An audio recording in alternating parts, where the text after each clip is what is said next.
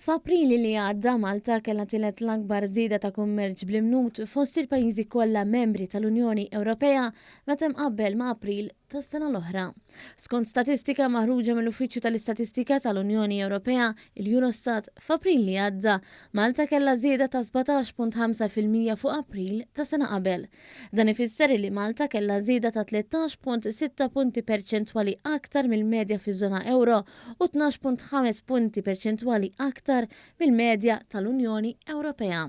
Kienu l-Slovenja u l-Polonja biss li reġistraw żieda aktar minn Malta, filwaqt li l-Finlandja, il-Lussemburgu u l-Belġju reġistraw l-akbar tnaqqis fil-kummerċ bl-imnut fl-istess perjodu. Meta mqabbel ma' x-xahar ta' qabel ta' din is-sena stess, f'Aprili li għadda Malta esperjenzat ukoll żieda fil-kummerċ bl-imnut ta' 1.3%.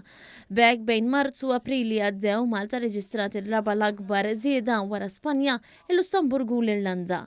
Fil-fatt, f'April ta' din is-sena kienu 9 l-pajjiżi li reġistraw żieda jew baqgħu kif kienu meta mqabbel ma' Marzu li għadda. Il-medja tal-kummerċ bl-imnut fl-Unjoni Ewropea u anke fiż-żona tal-Ewro irreġistraw tnaqqis ta' 1.3%.